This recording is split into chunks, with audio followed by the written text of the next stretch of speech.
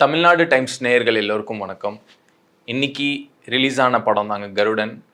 Direction வந்துட்டு RS துரை செந்தில்குமார் பண்ணியிருக்காரு. இதுக்கு முன்னாடி வந்துட்டு எதிர்நீச்சல், காக்கி சட்டை, பட்டாசு, கோடி இந்த மாதிரி படங்களை இயக்கியிருக்காரு. ஃபர்ஸ்ட் டைம் வந்துட்டு ஒரு வில்லேஜ் கான்செப்டில் அதுவும் ஒரு கமெடியனை வச்சு பண்ணியிருக்காரு. இந்த படத்தோட பிளாட் நம்ம பார்த்தோம்னா ஒரு விசுவாசத்துக்கும் ஒரு நியாயத்துக்கும் நடக்கிற போரில் சொக்கனாக கருடன் வந்து என்ன பண்ணுறாரு, அதுதான் இந்த பிளாட். ஃபர்ஸ்ட் ஆஃப் ஆல் இந்த பிளாட்லாம் தூக்கி ஓரம் வச்சுருவோம். சூர்யா ஆஸ் அ பர்ஃபார்மர் எப்படி பண்ணுறாருன்றது தான் வந்துட்டு எல்லாருக்கும் மிகப்பெரிய சர்ப்ரைஸாக இருந்தது. ஏன்னா 15 இயர்ஸாக ஒருத்தர் வந்து கமெடியனாக இருந்துட்டு சடனாக ஒரு பர்ஃபார்மராக மாறுறது வந்துட்டு அவ்வளோ ஈஸியான விஷயமே கிடையாது. அதுக்கான அவர் போட்ட மெனக்கெடல் வந்துட்டு அவ்வளோ பியூட்டிஃபுல்லாக படத்தில் த்ரூ அவுட் 2 hours 15 minutes அவ்வளோ பியூட்டிஃபுல்லாக கேரி பண்ணியிருந்தார். எஸ்பெஷலி வந்துட்டு interval block, pre climax and climax சீன்லலாம் வந்துட்டு பயங்கரமான ஒரு சம்பவத்தை பண்ணி வச்சுருக்காரு. அதெல்லாம் வந்துட்டு மைண்ட் ப்ளோயிங்காக இருக்கும், அவ்வளோ பியூட்டிஃபுல்லாக இருந்தது. இந்த கதை வந்துட்டு என்னமோ தெரில, வெற்றிமாறன் சாரோட கதைனால சூரி இப்படி ஒரு அசுரனாக நடிச்சிருக்காரா, இல்லை வந்துட்டு ஆர்எஸ் துரை செந்தில்குமார் நடிக்க வச்சிருக்காரான்றது வந்துட்டு ஒரு கன்ஃபியூஷன்லேயே இருக்கும். ப்ளஸ் 15 இயர்ஸாக வந்துட்டு கமெடியனாக இருந்த ஒரு சூரி மாதிரி ஒரு ஆக்டருக்கு வந்துட்டு யுவன் சங்கர் ராஜா வந்துட்டு எவ்வளோ பெரிய ஆக்டர்ஸ்க்கெலாம் பிஜிஎம் பண்ணியிருக்காரு. இவரோட இந்த பிஜிஎம்லாம் சிங்க் ஆகுமா அப்படின்னு நம்ம பார்த்தோம்னா பயங்கரமாக சிங்க் ஆகிருக்கு. ப்ளஸ் ஆடியன்ஸ்க்கும் கன்வின்ஸ் ஆகிற வேலை வந்துட்டு பியூட்டிஃபுல்லாக கன்வே பண்ணியிருக்காங்க. இதில் படத்தோட ஃபர்ஸ்ட் ஹாஃப் வரைக்கும் நம்ம எடுத்து பார்த்தோம்னா சசிகுமார் வந்துட்டு ஒரு சாலிடான பர்ஃபார்மன்ஸ் கொடுத்துருக்காரு. லைக் சூரிக்கு ஒரு மிகப்பெரிய பக்க பலமாக அமைஞ்சிருக்கு அந்த ஒரு அவரோட கேரக்டர். செகண்ட் திங் இதில் நம்ம நோட்டீஸ் பண்ண வேண்டிய விஷயம் வந்துட்டு சினிமாட்டோகிராஃபி. ஆர்த்தர் வில்சன் பண்ணியிருக்காரு. பகலாக காட்டுற மாதிரியும் இரவாக காட்டுற மாதிரியும் அவ்வளோ தத்ரூபமாக அவ்வளோ அழகாகவும் பண்ணியிருக்காரு.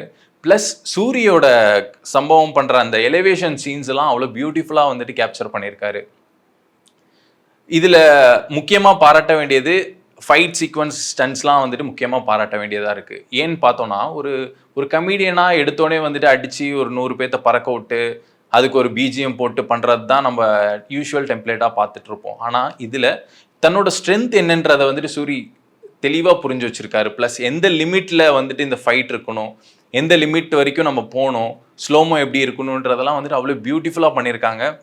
அது அழகாகவும் ஒர்க் அவுட் ஆயிருக்கு. தேட்டர் எரப்டார சீன்ஸ்லாம் நிறையவே ஒர்க் அவுட் ஆயிருக்கு. ஸோ அந்த விதத்தில் வந்துட்டு பயங்கரமாக ஹோல்ட் பண்ணியிருக்காரு ஸ்க்ரீனை தான் சொல்லணும். தென் எமோஷ்னல் சீன்ஸ்லாம் பார்த்தீங்கன்னா பிச்டாருன்னு தான் சொல்லணும். ஏன்னா சசிகுமாரோட ஒய்ஃபாக வந்துட்டு சிவதா நடிச்சிருக்காங்க. அவங்க 2 பேத்துக்குள்ளே நடக்கிற அந்த பாசம், அந்த இன்னசென்ஸ், அந்த வெறுப்பு, அந்த கோபம் எல்லாத்தையுமே வந்துட்டு 2 பேரும் அவ்வளோ பியூட்டிஃபுல்லாக கன்வே பண்ணியிருக்காங்க.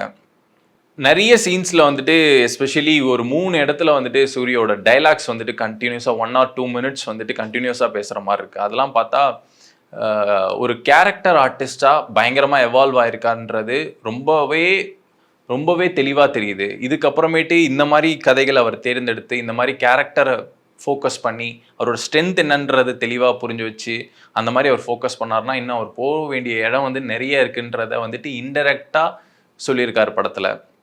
ப்ளஸ் யூஷுவலான இது ஒரு ரூரல் பிளாட்டாக இருந்தாலுமே அதை அவங்க கேரி பண்ண விதமும் அந்த ஸ்க்ரீன் பிளேவும் அவ்வளோ பியூட்டிஃபுல்லாக பண்ணியிருக்காங்க.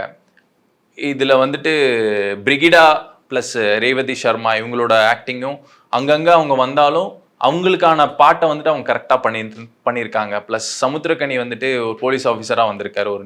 ஒரு நல்ல போலீஸ் ஆஃபீஸர் மாதிரி வந்திருக்காரு. பெருசாக வந்துட்டு இன்வெஸ்டிகேஷன் மாதிரியோ அந்த மாதிரி இல்லைனாலும் ஒரு நல்ல ஒரு போலீஸ் ஆஃபீஸராக வந்துட்டு போர்ட்ரே பண்ணியிருக்காங்க. அதுவும் நல்லா இருந்தது ஆக்சுவலி பார்க்குறதுக்கு. உன்னி முகுந்தன் இப்போ ட்ராபேக்ஸ்ன்னு என்ன நம்ம இந்த மூவியில் பார்த்தோன்னா, உன்னி முகுந்தன் வந்துட்டு என்ன மலையாளம் ஆக்டராக இருந்தாலும் இந்த டப்பிங்கில் வந்துட்டு அந்த ஸ்லாங் அந்த இது வந்துட்டு அங்கங்கே மிஸ் ஆனிச்சு. ஸோ அது ஒரு ட்ராபேக்காக நம்ம எடுத்துக்கலாம். அது இருந்தாலுமே சசிகுமாரும் ப்ளஸ் சூரியும் சேர்ந்து அந்த ஸ்க்ரீனை ஹோல்ட் பண்ண விதம் வந்துட்டு மைண்ட் ப்ளோயிங்காக இருந்தது.